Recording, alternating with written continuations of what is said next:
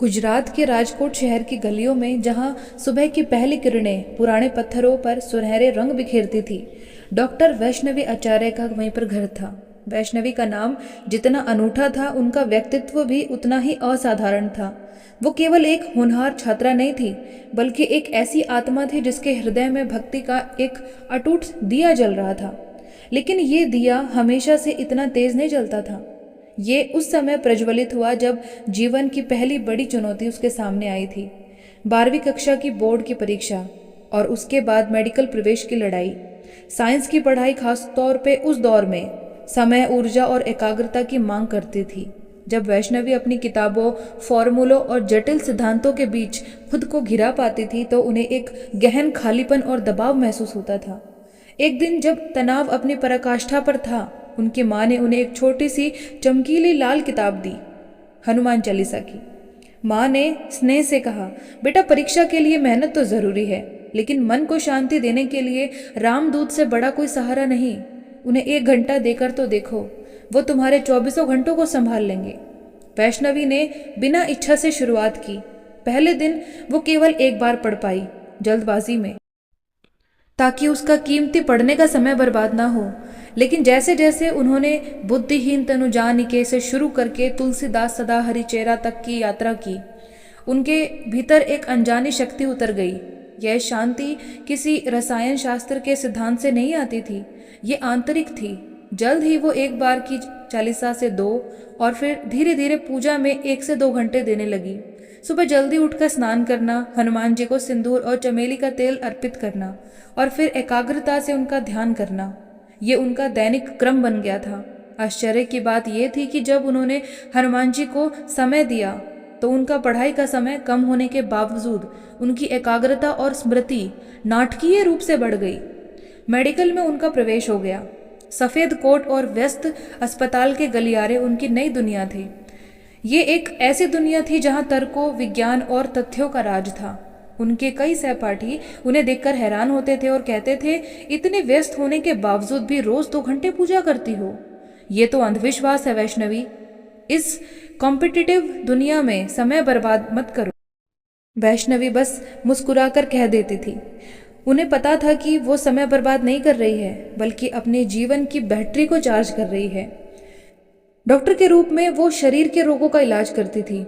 हनुमान जी की भक्ति से वो आत्मा की थकान और मन के रोगों का भी इलाज कर रही थी। उनकी भक्ति का ये बीज जो 12वीं में बोया गया था, अब मेडिकल की दुनिया में एक मजबूत वृक्ष बन चुका था।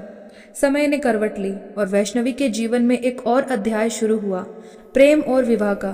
उनके मंगेतर, जिनका नाम आदित्य था, एक अभूतपूर्व वैज्ञानिक थे। वे भारत के शीर्ष वैज्ञानिकों में से एक थे, जिनका काम देश की सुरक्षा और प्रगति से जुड़ा था। उनका काम इतना महत्वपूर्ण था कि उन्हें रॉकेट साइंटिस्ट कहना भी कोई अजीब नहीं होगा।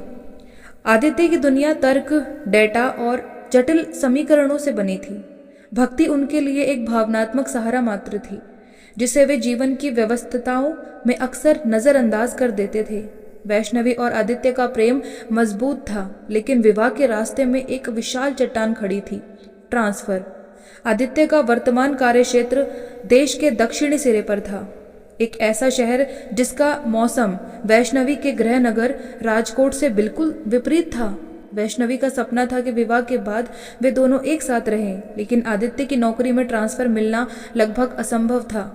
आदित्य एक शाम फोन पर हताशा से बोले, वैष्णवी, तुम समझती क्यों नहीं, ये कोई सामान्य बैंक की नौकरी नहीं है। मैं कि जिस प्रोजेक्ट पर काम कर रहा हूँ उसे छोड़कर जाना इतना आसान नहीं। कागजी कार्यवाही, शीर्ष अधिकारियों की अनुमति और फिर मेरी जगह लेने वाला उतना ही योग्य व्यक्ति, ये सब असंभव लगता है। वैष्णवी ने धीरे से कहा, असंभव केवल एक शब्द है आदित्य। जिस ईश्वर ने तुम्हें इस मुकाम तक पहुंचाया है, क्या वो इतना छोटा सा काम नहीं कर सकते? तुम कोशिश तो करो। कोशिश? मैंने अपनी पूरी ताकत लगा दी है।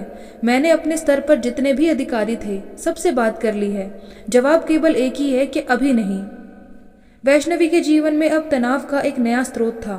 एक तरफ अस्पताल की थकान और दूसरी ओर आदित्य से दूर रहने की चिंता। सबसे बड़ी समस्या थी उस दक्षिणी शहर का मौसम।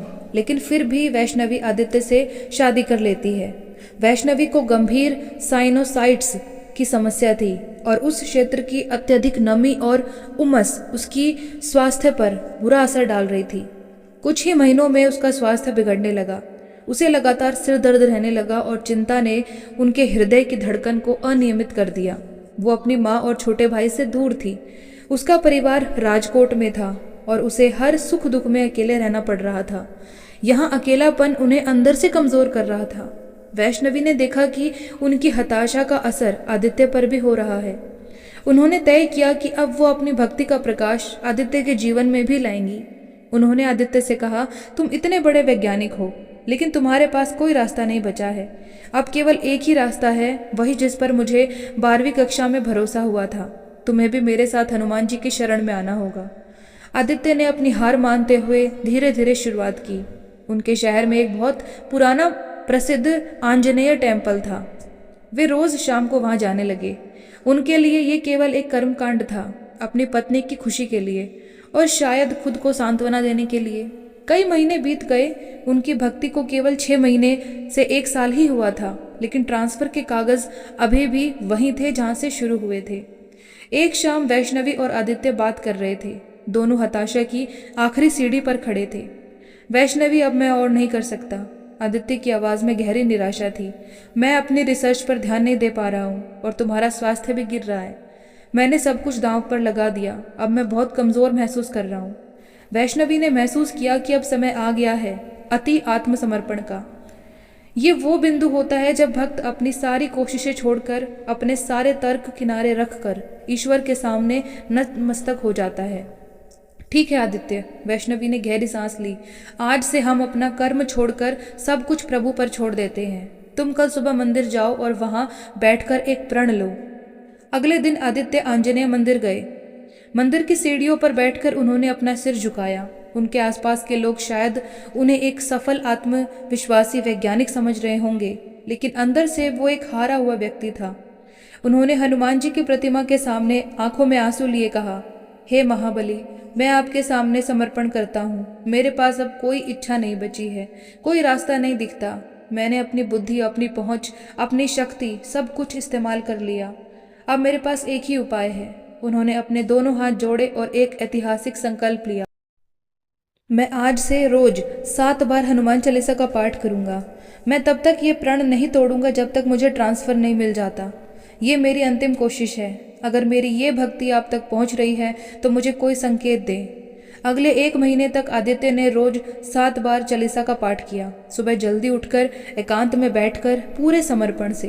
वैष्णवी भी अपनी पूजा में उनका समर्थन कर रही थी, लेकिन महीने के अंत तक कोई हलचल नहीं हुई। उन्हें कोई फोन कॉल नहीं आया, कोई ईमेल नहीं आया, कोई कागज आगे नहीं बढ़े। आदित्य की सहन शक्ति लगभग समाप्त हो चुकी थी। एक सुबह हताशा में उन्होंने सोचा, 1 महीना हो गया, इतनी शक्ति लगातार रोज 7 बार चालीसा पढ़ने का क्या फायदा, क्या परिणाम? परिणाम तो बिल्कुल 0 है। वो उस दिन मंदिर नहीं गया। उन्होंने अपनी रोज की तरह ऑफिस जाने की तैयारी की। जब आदित्य घर से बाहर निकले, वैष्णवी अपनी सुबह की पूजा में थी। जैसे ही आदित्य ने अपनी सरकारी गाड़ी की ओर कदम बढ़ाया, एक छोटी सी लेकिन निर्णायक घटना घटी। उनकी शर्ट की जेब से, जहां उनका महत्वपूर्ण प्लास्टिक में लिपटा हुआ सरकारी आई कार्ड रखा था, वहां का बटन अचानक से टूट गया। आई कार्ड जमीन पर गिरकर 2 टुकड़ों में बट गया। आदित्य स्तब्ध रह गए। एक पल के लिए उन्हें ऐसा लगा कि महज एक दुर्घटनावश घटना घटी है, लेकिन अगले ही पल उनके मन में हनुमान जी से किया गया प्रण गूंज उठा, अगर मेरी ये भक्ति आप तक पहुंच रही हो तो आप मुझे कोई संकेत दें। क्या ये संकेत था? उनका काम, उनकी पहचान, उनका एंट्री पास टूट चुका था। उन्होंने तुरंत वैष्णवी को फोन किया। वो अभी अभी पूजा से उठी थी। वैष्णवी, मेरा आई कार्ड टूट गया है। मुझे लगता है कि ये वही संकेत है जिसके लिए मैंने प्रार्थना की थी, आदित्य ने घबराते हुए कहा। वैष्णवी ने तुरंत उत्तर दिया, हाँ, तुमने आज चालीसा का पाठ नहीं किया है। तुम्हें हार नहीं माननी है। आज का दिन मंगलवार है। तुम अभी जाओ, आंजनेय मंदिर जाओ, तुम अपने प्रण को पूरा करो। बाकी सब कुछ हनुमान जी पर छोड़ दो। आदित्य ने आज्ञाकारी बच्चे की तरह अपने टूटे हुए आई कार्ड को उठाया और सीधा मंदिर की ओर दौड़ पड़े। उन्होंने उस दिन फिर से 7 बार हनुमान चालीसा का पाठ किया, इस बार पूरी भावना से, क्योंकि उन्हें विश्वास हो गया था कि उनके प्रभु ने उनकी पुकार सुन ली है। जब वो मंदिर की सीढ़ियां उतर रहे थे, उनके चेहरे पर एक ऐसी शांति थी जो उन्होंने महीनों से महसूस नहीं की थी। उन्हें पता था कि अब उनका काम नहीं बल्कि कोई और शक्ति उनके लिए काम कर रही है। आदित्य अभी मंदिर से कुछ ही दूर पर निकले थे कि उनका सरकारी फ़ोन बजा। उनके वरिष्ठ अधिकारी का नाम स्क्रीन पर चमक रहा था। आदित्य ने डरते डरते फ़ोन उठाया। दूसरी तरफ से जो आवाज़ आई वो उनके कानों में किसी दिव्य संगीत की तरह घुली। डॉक्टर आदित्य, कहाँ हैं आप? मुबारक हो, आपका ट्रांसफ़र ऑर्डर आ गया है। हमें एक साथी मिल गया है जो आपकी जगह लेने को तैयार है और आपका रिलीविंग ऑर्डर 1 हफ्ते के भीतर आ जाएगा। आप तुरंत वापस आएं। आदित्य वहीं सड़क के किनारे मूर्तिवत खड़े रहे। आज मंगलवार था। उन्होंने 1 महीना इंतज़ार किया, 7 बार हनुमान चालीसा पढ़ी। हार मानने वाले थे, लेकिन हनुमान जी ने उन्हें अंतिम क्षण में संकेत दिया। उनकी परीक्षा ली और फिर असंभव को भी संभव कर दिया। उन्होंने वैष्णवी को फ़ोन किया। उनकी आवाज़ खुशी और आंसुओं से भरी हुई थी। वैष्णवी भी उसी क्षण रोने लगी। ये कोई ट्रांसफ़र नहीं था, ये विश्वास की विजय थी। ये इस कलयुग में साक्षात चमत्कार का प्रमाण था। आदित्य ने अपनी पत्नी को बताया कि ये केवल उनका ट्रांसफ़र नहीं बल्कि पूरे ऑफिस का सबसे पहला और सबसे जल्दी होने वाला ट्रांसफ़र था। उनके सारे साथी अचंभित थे। जिस काम में सालों लग जाते हैं वो 1 महीने में कैसे हो गया? इस घटना के बाद आदित्य, जो तर्क की दुनिया में रहते थे, पूरी तरह से हनुमान जी के अनन्य भक्त हो गए। उन्होंने ये कथा अपने वैज्ञानिक दोस्तों के समूह में भी फैलाई। परिणाम ये हुआ कि वो बड़ा वैज्ञानिक समूह जो तर्कों से चलता था अब भक्ति से जुड़ने लगा। उनके 3-4 दोस्त भी रोज आंजनेय मंदिर जाने लगे। वैष्णवी ने तब जाना कि उनकी भक्ति का फल केवल उन्हें नहीं बल्कि उन लोगों को भी मिला जिन्हें मार्गदर्शन की जरूरत थी। महाबली जब हाथ पकड़ लेते हैं तो असंभव कार्य भी संभव हो जाते हैं। हमें बस धैर्य रखना चाहिए, क्योंकि ईश्वर हमारे लिए कुछ ऐसा डिज़ाइन करते हैं जो हमारी कल्पना से बाहर होता है। आदित्य के चमत्कारी ट्रांसफर के बाद वैष्णवी और आदित्य के रिश्ते को एक नई आध्यात्मिक गहराई मिली। तर्क और संदेह की जगह अब अटूट विश्वास ने ले ली थी। वैष्णवी अपने भावी जीवन को लेकर संतुष्ट थी, लेकिन होनी को कुछ और ही मंजूर था। ये दौर शांति का नहीं बल्कि मानवता के इतिहास की सबसे बड़ी अग्नि परीक्षा का था। सन 2021 और उसका भयावह कोविड-19 वायरस। डॉक्टर वैष्णवी आचार्य सफ़ेद कोट पहने अब केवल एक भक्त नहीं थी बल्कि फ्रंट लाइन पर लड़ने वाली एक चिकित्सक थी। उनकी पढ़ाई और अभ्यास ने उन्हें वायरस की भयावहता, संक्रमण की गति और इसके परिणाम के बारे में पूरी जानकारी दी थी। वो जानती थी कि हवा में तैरता एक अदृश्य कण पूरे परिवार को नष्ट कर सकता है। राजकोट में जहां उनका खुद का परिवार रहता था, भय का वातावरण घना होता जा रहा था। गली गली, मोहल्ले मोहल्ले से एम्बुलेंस के सायरन गूंजते थे। शमशान घाटों की तस्वीरें और ऑक्सीजन की कमी की खबरें हर किसी के चेहरे पर एक स्थायी शिकन छोड़ देती थी। वैष्णवी ने अपने अस्पताल में आंखों के सामने हजारों दुख देखे थे और उनकी वैज्ञानिक चेतना उन्हें लगातार खतरे की चेतावनी दे रही थी। ठीक इसी समय उनके बहुत करीबी रिश्तेदार कोविड पॉजिटिव पाए गए। उनकी स्थिति गंभीर थी और उन्हें अस्पताल में तुरंत सहायता की जरूरत थी। डॉक्टर वैष्णवी के पिता एक शांत लेकिन अत्यंत जिम्मेदार व्यक्ति थे। वे जानते थे कि इस संकट की घड़ी में रिश्तेदारों की मदद करना उनका कर्तव्य है। उन्होंने परिवार से बात की और तय किया कि वे स्वयं उनकी मदद के लिए जाएंगे। वैष्णवी के घर में इस निर्णय के बाद तनाव की सुई चरम पर थी। वैष्णवी एक डॉक्टर होने के नाते जानती थी कि उनके पिता सीधे सीधे संक्रमण के केंद्र में जा रहे हैं, लेकिन उस घर की नींव केवल ईंट और सीमेंट ही नहीं थी, वो आस्था की भी थी। वैष्णवी की माँ श्रीमती आचार्य हनुमान जी की सबसे बड़ी उपासक थी। उनकी भक्ति नियम और निष्ठा का पर्याय थी। मंगलवार और शनिवार को चाहे कुछ भी हो जाए, वो अपने घर के पूजा कक्ष में आसन लगाती थी और 21 बार हनुमान चालीसा का पाठ करती थी। ये उनका वर्षों पुराना प्रण था, उनकी आध्यात्मिक अभ्यास। जब पिता ने अपनी सेवा का संकल्प लिया तो माँ की आंखों में एक पल के लिए चिंता आई, लेकिन वो तुरंत विश्वास में बदल गई। उन्होंने अपने पति से केवल इतना कहा, आप जाइए, अपनी सुरक्षा का पूरा ध्यान रखिए, लेकिन याद रखिए आपके और हमारे चारों ओर हनुमान जी का एक सुरक्षा घेरा है। जब तक राम नाम का जाप हमारे घर में हो रहा है, कोई भी नकारात्मक शक्ति या कोई भी वायरस हमारे घर को नहीं छू सकता। पिता ने भारी सुरक्षा किट पहनी सैनिटाइजर और मास्क से खुद को ढका और रिश्तेदारों की सेवा के लिए कोविड वार्ड की ओर निकल पड़े।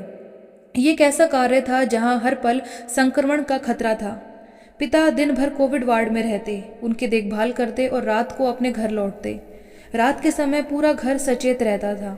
पिता धीरे से वॉशरूम जाते, अपने सारे कपड़े बदलते, खुद को पूरी तरीके से सैनिटाइज करते और फिर परिवार से मिलते। वैष्णवी का एक छोटा भाई भी था जिसकी चिंता परिवार को सबसे ज़्यादा थी। वैष्णवी खुद एक डॉक्टर होने के बावजूद लगातार मानसिक तनाव में रहती थी। उन्हें पता था कि एक छोटी सी भी चूक, कपड़ों का एक कण, हवा में फैला कोई ड्रॉपलेट पूरे परिवार को जोखिम में डाल सकता है। वैज्ञानिक दवाइयाँ इस वायरस के लिए पर्याप्त नहीं थी। डॉक्टर वैष्णवी ने अपने आध्यात्मिक शस्त्रागार का प्रयोग करना शुरू किया। हनुमान चालीसा का पाठ तो माँ का रोज का नियम था ही, लेकिन वैष्णवी ने विशेष रूप से 2 महापाठों को अपनी ढाल बनाया। पहला था बजरंग बाण। ये पाठ सीधे दुष्ट शक्तियों और नकारात्मक ऊर्जा को नष्ट करने के लिए जाना जाता है। वैष्णवी रोज इसका पाठ करती, कल्पना करती कि एक दिव्य प्रकाश उनके घर और उनके परिवार के हर सदस्य को चारों ओर से घेर रहा है। दूसरा, हनुमान बाहुक। जब शारीरिक कष्ट और व्याधियाँ यानी कि बीमारियाँ घिरती है तो ये पाठ संजीवनी बूटी का काम करता है।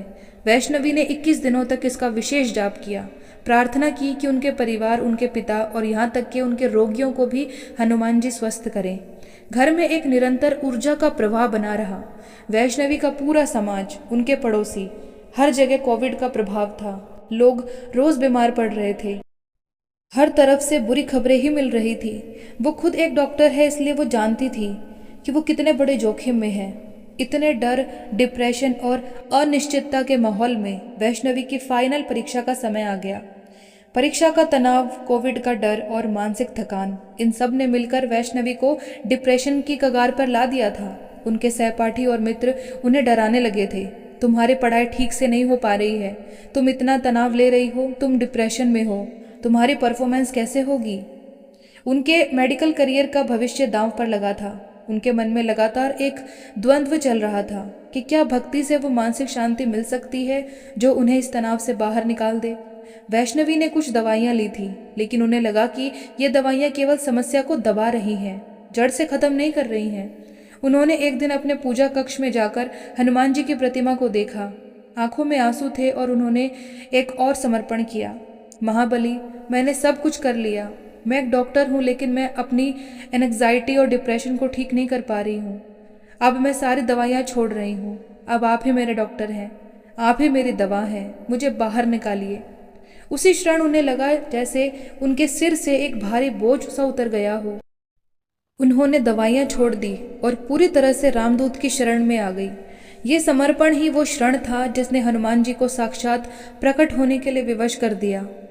उनकी फाइनल परीक्षा में केवल 2 दिन बचे थे जब वैष्णवी को ऐसा स्वप्न आया जिसे वो अपने पूरे जीवन में नहीं भूल पाएगी। स्वप्न में वैष्णवी ने देखा कि एक प्राचीन हनुमान मंदिर में वो खड़ी है। तभी एक भव्य आकृति उनके सामने आई। वो आकृति लाल लंगोट में थी। उनका शरीर तेज से चमक रहा था। वो स्वयं हनुमान जी थे। हनुमान जी ने वैष्णवी की ओर देखा और बिना कुछ कहे उन्होंने झुककर वैष्णवी के सिर को अपने हाथ से छुआ। ये केवल एक आशीर्वाद नहीं था, ये अभयदान था। वैष्णवी की नींद खुली तो उनके रोंगटे खड़े थे। उन्हें एक गहन ऊर्जा और शांति का अनुभव हुआ। वैष्णवी ने अपनी परीक्षा इतनी अच्छी तरीके से की थी कि जितना उन्होंने कभी सोचा भी नहीं था। उनका परिणाम शानदार रहा। सफलता आते ही ईर्ष्या का साया भी साथ आया।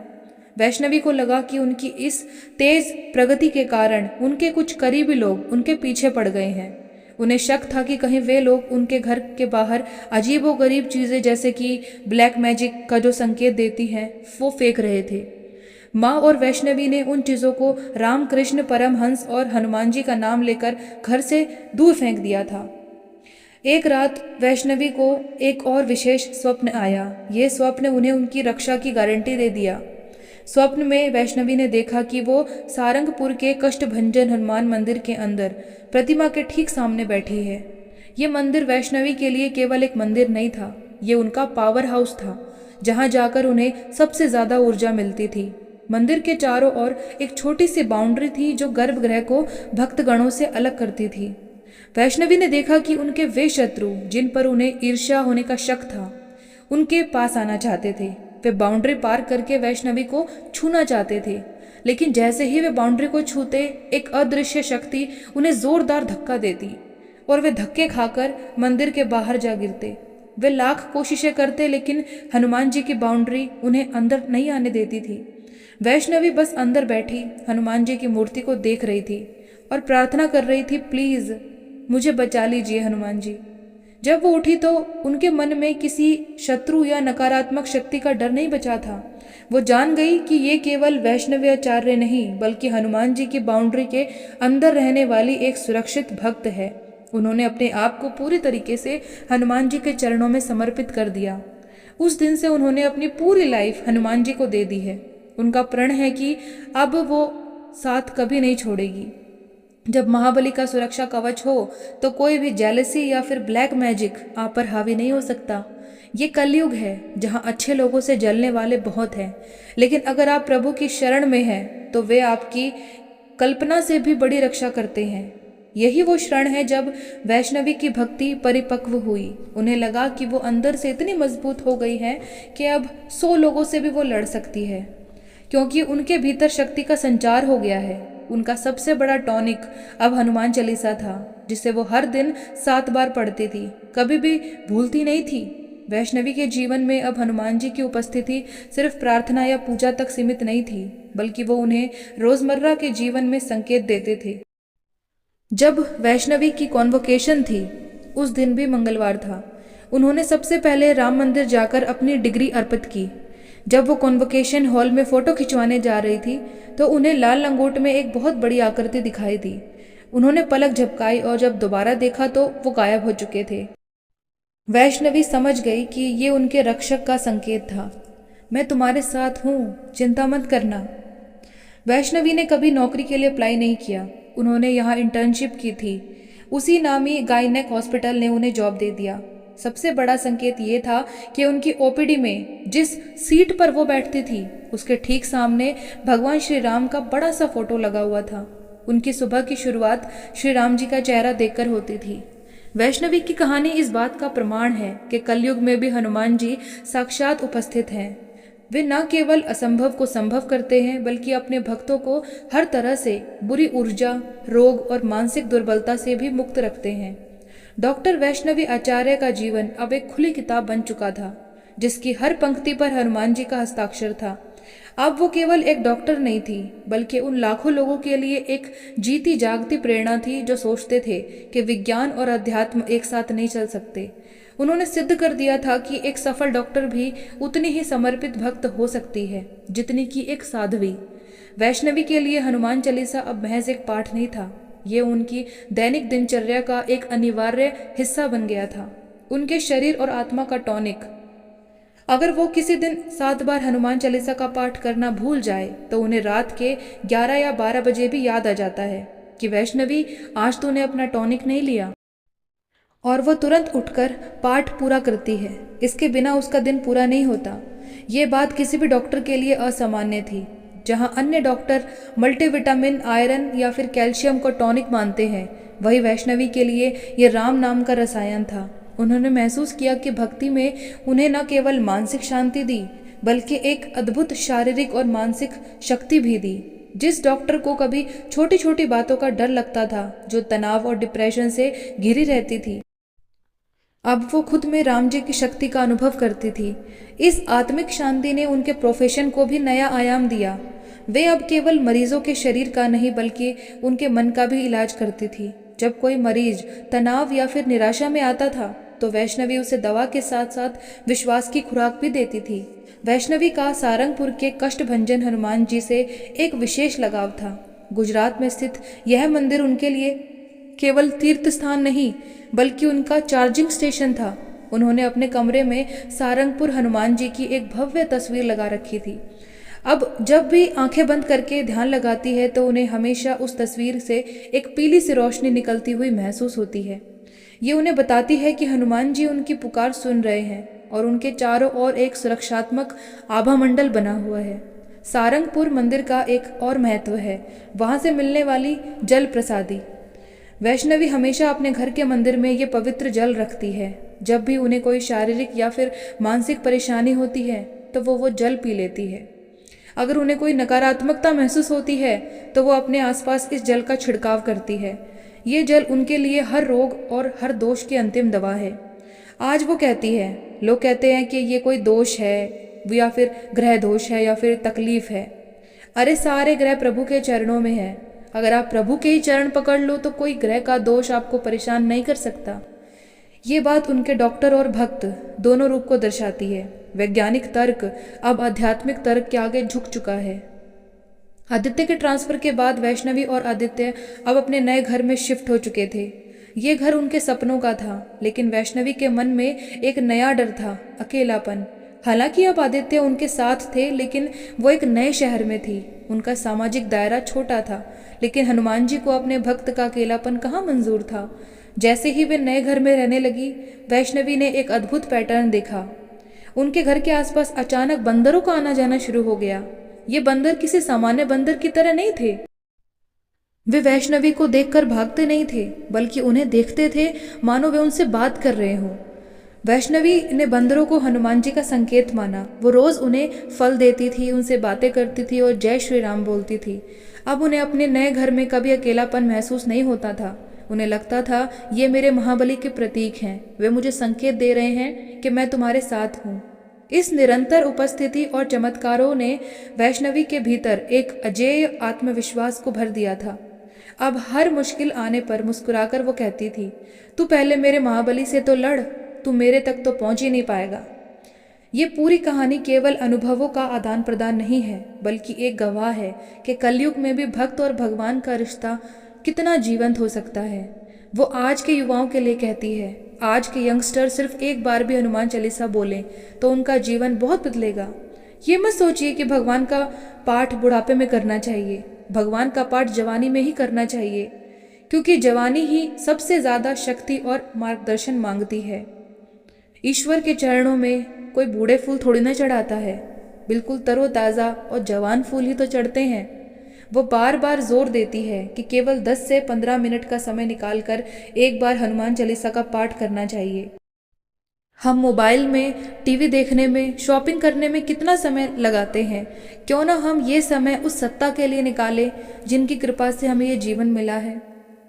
तो दोस्तों, कैसी लगी आपको ये कहानी? अच्छी लगी हो तो प्लीज़ कमेंट में जय श्री राम, जय बजरंगबली लिखना ना भूलें। इस वीडियो को लाइक और शेयर करना ना भूलें। और सबसे महत्वपूर्ण बात, मेरे चैनल को कृपया सब्सक्राइब ज़रूर करें। आपसे हाथ जोड़कर प्रार्थना है। धन्यवाद।